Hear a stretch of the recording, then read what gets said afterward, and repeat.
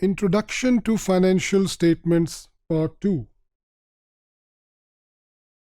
The second financial statement that we'll discuss in this module is Statement of Comprehensive Income. इस statement को आम तौर पे हम इनकम स्टेटमेंट या प्रॉफिट एंड लॉस अकाउंट भी कहते हैं. This statement is actually about the revenue generated and finally the profit earned by a business organization. The several components of Statement of Comprehensive Income are revenue. Revenue is the total amount that we generate by selling our product or services. इसको हम income भी कहते हैं, इसको हम sales भी कहते हैं, इसे हम फीस, चार्जेस और इसी तरह के दूसरे नामों से भी रिकॉर्ड करते हैं. This is the total amount which is shown as the available amount out of which the company has to meet its expenses and also has to earn some profit. The cost of sales is the second important part of this statement. Cost of sales is the cost of the goods or services which are actually sold. So if we have a manufacturing organization, यानी एक ऐसी organization में जिसमें कोई product बनाकर बेची जाती है, या एक ट्रेडिंग ऑर्गेनाइजेशन में जिसके अंदर के प्रोडक्ट को खरीद कर बेचा जाता है, तो कॉस्ट ऑफ सेल्स असल में कॉस्ट ऑफ गुड्स सोल्ड होती है, उन गुड्स की कॉस्ट के जिनको सेल किया गया है. And if the business is a service business, then it is the cost of the services which are sold by the organization. The difference of the revenue and the cost of revenue or cost of sales is the gross profit. Gross profit is the amount of profit which is available to meet all the operating expenses and the financial cost of the business. Gross profit में से सबसे पहले हम operating expenses को deduct करते हैं. Operating expenses वो expenses हैं जो किसी बिजनेस को चलाने के लिए हमें इनकर करने होते हैं, यानी मार्केटिंग एक्सपेंसेस, इसके अंदर जनरल एक्सपेंसेस हमारे पास आते हैं और इसके अंदर फाइनेंशियल कॉस्ट भी हमारे पास होती है. तो इन एक्सपेंसेस को ग्रॉस प्रॉफिट में से अगर माइनस कर दिया जाए तो हमारे पास जो प्रॉफिट बचता है उसे हम नेट ऑपरेटिंग प्रॉफिट कहते हैं. ये तमाम वैल्यूज़ हम आगे चल के अपने फाइनेंशियल एनालिसिस के अंदर मुख्तलिफ तरीके से इस्तेमाल करेंगे. And we'll see that how this financial analysis will help us in actually using these various values.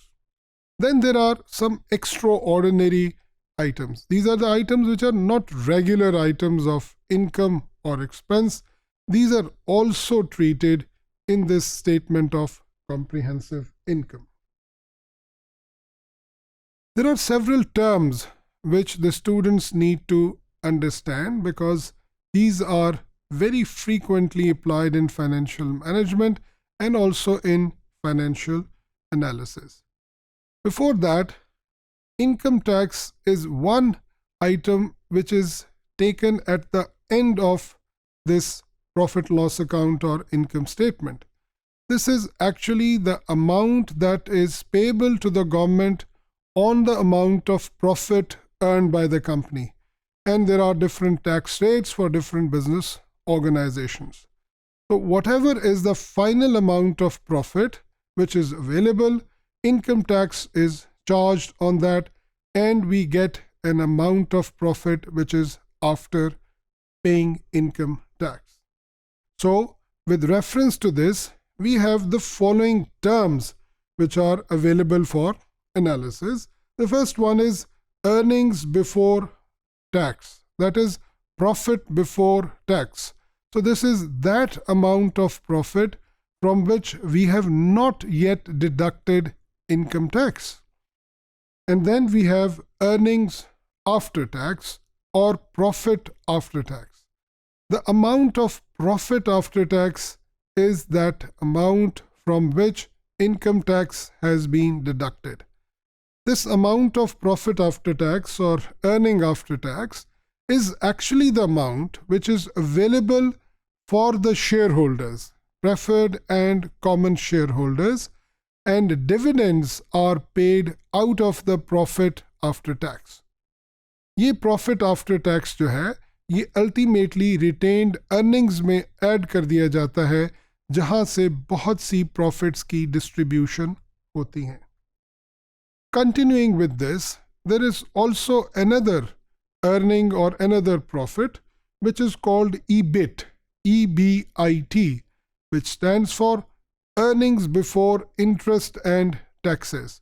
यानी वो profit की amount जिसमें से अभी income tax और interest को minus किया जाना है. This figure actually tells us about the performance of a company in terms of its operations.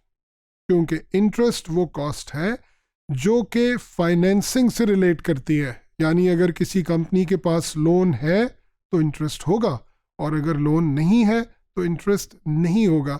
So in various analyses which we'll discuss later on, it is important to know the value of EBIT or EBIT. Similarly, there is another expense which is called a non-cash expense, that is depreciation.